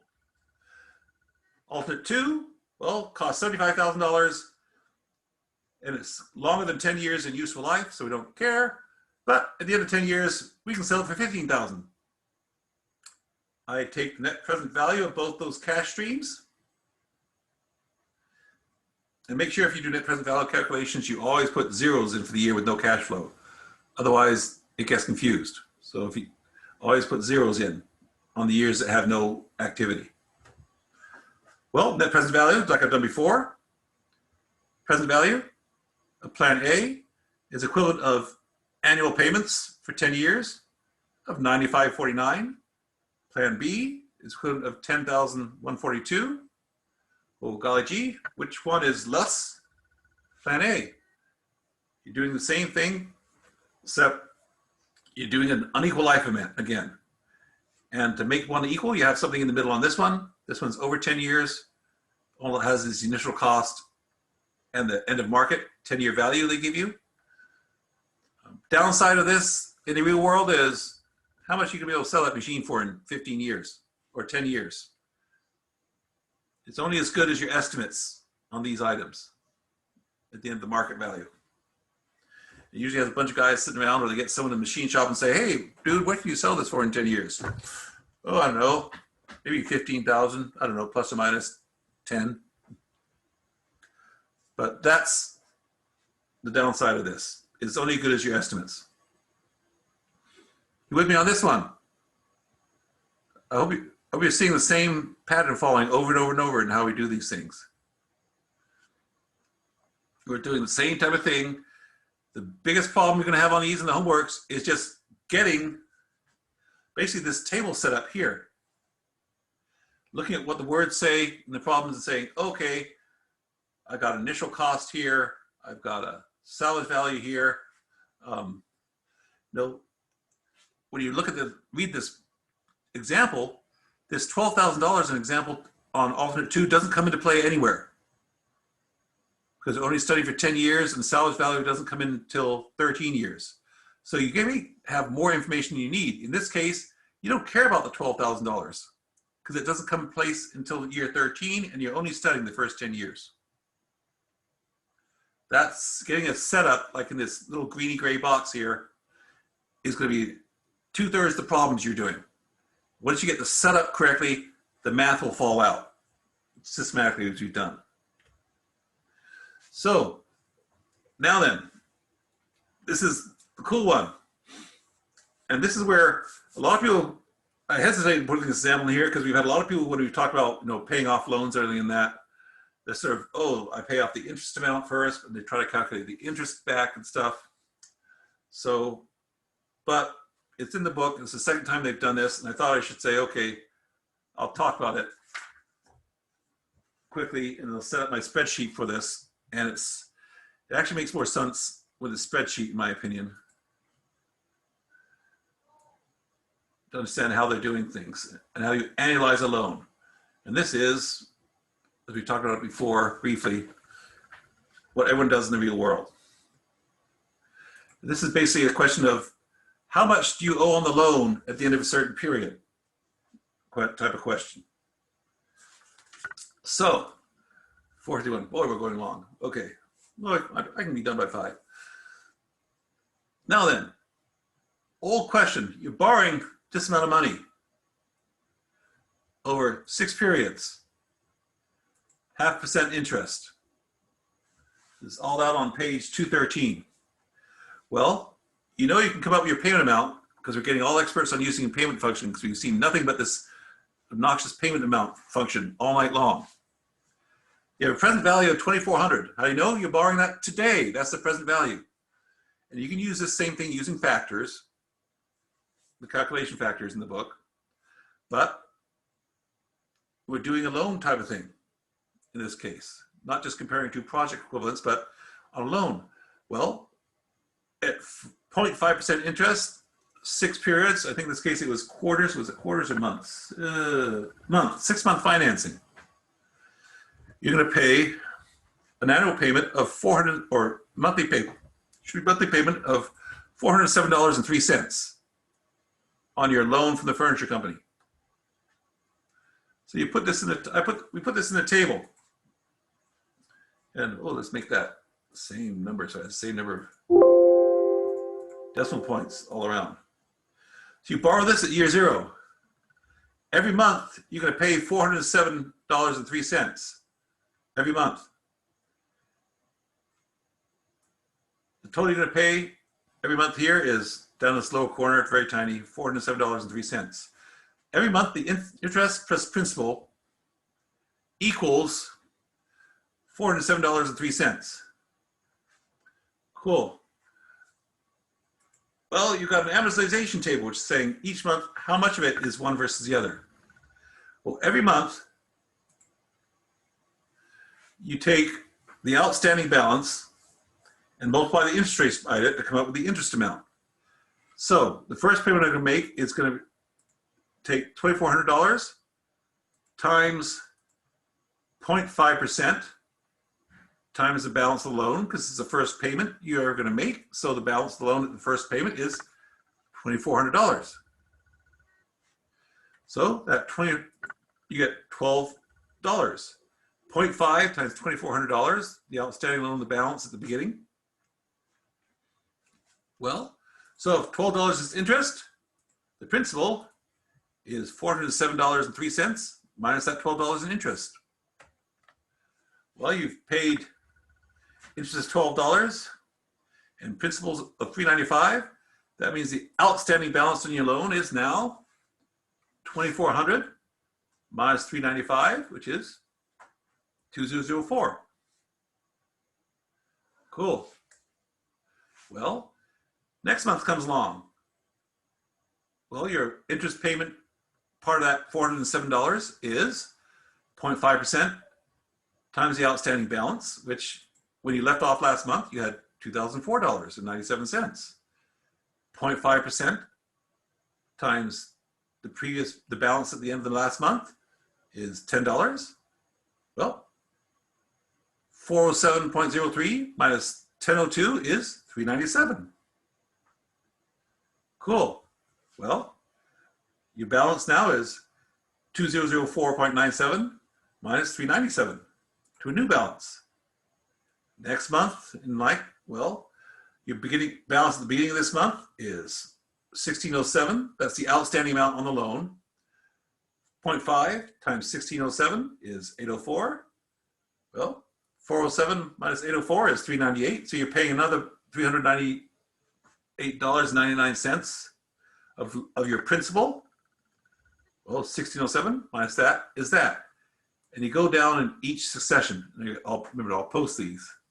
And this is how you come up with an amortization schedule to figure out when you say, how much do I have left at year 3, given you have a loan payment of this of every month. You can do this type of thing and say, at month 3, my outstanding balance is $1,208.98. This is how banks do it. Now I'll post this out there because this is one of those things that the best thing you can do to learn this is recreate this little spreadsheet. There ain't no better way. Once you do this once by yourself, you'll remember this forever. So I encourage you to take the time of doing this example 611 by yourself. So when you get up questions, so you can do this yourself. You don't have to rely on the bank to telling you what to do and hoping they're right. This is a little segue from what we've done before, but it's doing the same math, but it does come important in amortizing loans. Any questions before I hit my last hurrah on this?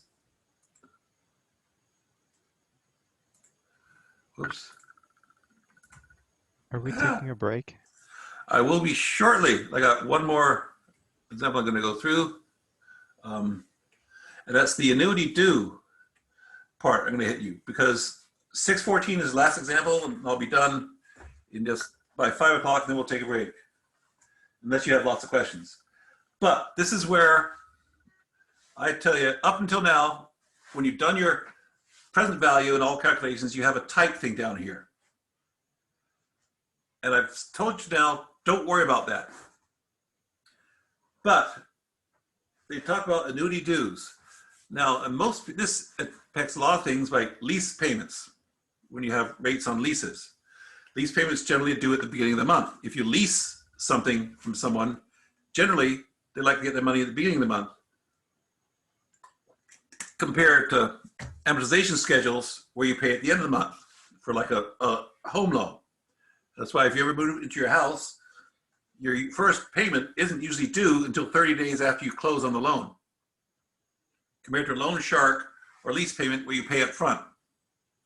And this is where you have this type factor I put on this slide that is type 1, and that tells you when you're doing these calculations, if you leave it blank, it's assuming like it's a normal payment where everything's due at the end of whatever period. Payments are due, if you have 1 through 5 on your time periods, it's always assumed to be due at the end of that time period. End of year 1, end of year 2, end of year 3.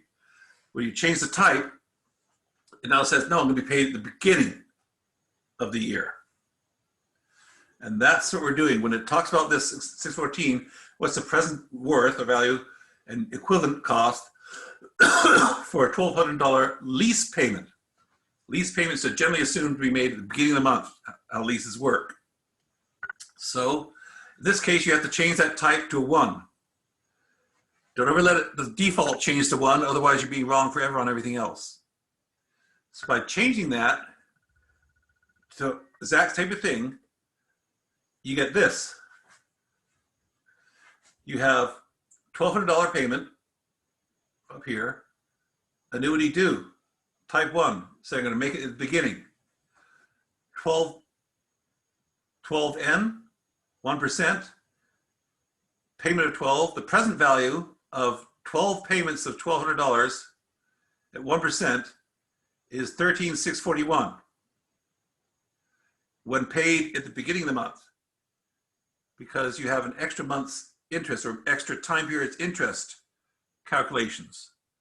So compared to what we've done up so far, which is always assuming end of the month, that's why when you don't have that one selected, it's a little bit less in interest, because you don't have the interest from the beginning of the period.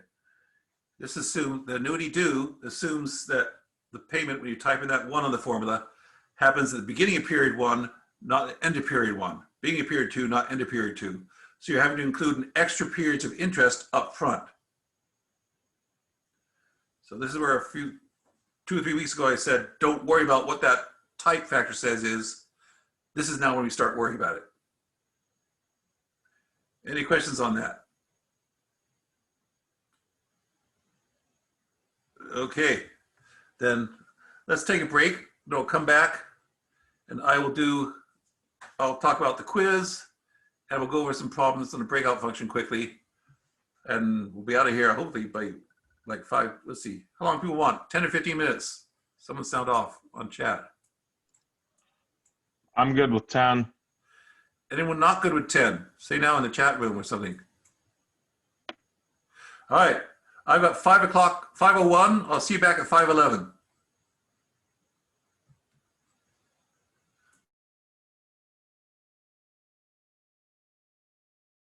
All righty. I'm pressing on since that's my clock says 5:11. I'm going to start talking about quiz 1. Okay, quiz 1, due like any other assignment this week by 11:59 a.m. p.m. one night before midnight on Sunday. Okay. Should double check. Oh, I lost my green. Everyone can see my quiz 1 overview slide. Can anyone? For some reason, I've lost my screen share green circle, but I hope you can see that. Okay. Covers chapters 1 through 5. Reading assignments, videos, and class discussions. There are some things that were in the reading, but we didn't go over in class. So there are some things on it. So if you didn't read the chapters, start reading now. Okay. It's basically multiple choice and true false. There are some calculations, but it's all multiple choice, true false. 19 questions involved. There are definition type questions or definition or rationale questions, which are 2 points. Calculation questions are worth 4 points, although there's like 1.5 questions that are calculation questions, but if you really think it through, you don't need to calculate a darn thing to figure out the answer. But don't spend all your night trying to figure out which ones those are. You have 2 hours to complete the quiz. That's whenever you start it. Like most quizzes in Canvas, once you start it, you can't pause it. So if you start it at 11:58 on Sunday night, you would hope you can do it in 1 minute. Because if it's not completed by Sunday night, 11:59, any open and untaken quizzes get submitted automatically. So make sure wherever you are, you have good internet, because if your laptop fails, someone else's laptop fails, unless it's a OIT generated failure, be in a good position. Don't count on Starbucks Wi-Fi. Unless there's a catastrophic stuff, like we have a snowstorm and it powers out everywhere, get it. But make sure everything you've done is correct. Cannot pause it. If you start the quiz and neighbor comes in and says, hey dude, let's get the band back together, and you walk out for another couple of hours, this could be too bad, so sad, as my dad would say. Don't stop and walk away. Make sure wherever you're going to start it. I don't think most people, you're not going to need 2 hours. I hate to say this, as soon as I say that, someone takes like an hour and a half. Most people are going to have this finished. I think you got twice the time you need it. If you've done your reading and update on your readings, I don't think you'll need more than an hour. You got 2. If you haven't done any reading, no need to read the examples, and suddenly have to run back for that definition, that's when you might have some more time that you needed. Again, as I said, first week of class, I'm not going to say no books and no thing. I'm not going to impose anything that I can't enforce. So it's effectively open notes, open book, whatever you got, because I'm not going to come down to your house and stare at you and say, are you doing it by yourself? So whatever it is, you got it. Any questions now? That's what you know on the quiz. So do you want us to do it without help though? Let me put it this way. It's up to you. I'm not going to impose anything that I cannot enforce. So have at it with whatever you got, whatever you need. If you want to do it as an intellectual exercise, I recommend if your students who do the best are the ones that are prepared to do it without help, have help as a backup. If the first time you read some of the definitional stuff in chapters 1 and 2 is the last night of the quiz, you'll be in trouble. So I'm not requiring you to do it without any open notes, open book or anything. I recommend when you study for it, you study as though you are going to do it, but have everything that you need with you. That make sense? Yep. Okay. Any other questions? All right, then we're going to do a quick breakout. Whoops, hold on. I scrolled up. Make sure there's a... No, it said there are no short answers. It says multiple choice, true, false.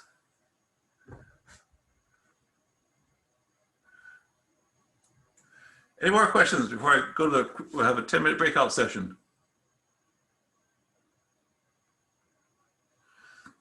Okay, now then, breakout sessions. I'm going to break you out into things quickly. And what we're going to do is, I want you to look at problem 623, which after the countless examples we have, you should be able to do it in just like 2 or 3 minutes. We've got basically a cash flow outlined there, 12% interest, and say what is the equivalent uniform annual benefit of that cash flow. So no one has an excuse not to get that one right. Then that shouldn't take you long, more than 5-10 minutes. Make sure everyone knows it. Everyone that's in these breakouts has no excuse. And I want you to read amongst each other, not trying to, I mean, if you want to solve it, it's okay, but I'm not going to give you enough time to solve it. But 6:30, I want you guys to spend 2 to 4 minutes reading that together, because this is the one that, or the equivalent of this problem, this has changed from past years, but the equivalent of this problem is what has given people trouble. It's one of those ones where you have to get the setup right. The actual calculations are relatively simple. They use that in the terms of, it's the same one we'll be doing all night long, analyzing different ones. It's the setup, like that one example I said right here, getting the setup of the point in that little green box is the problem. So spend a couple of minutes talking about 6:30, but do your best to solve problem 623. So no one has an excuse to get that one wrong on the homework. And I'm going to do breakout rooms unless anyone has any questions.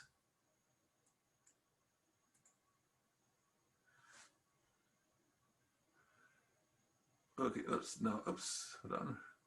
Hold on, I'm going to add, oh dear, recreate, do, create all rooms. Anyone have questions before I say go? All right, then I'm going to say go.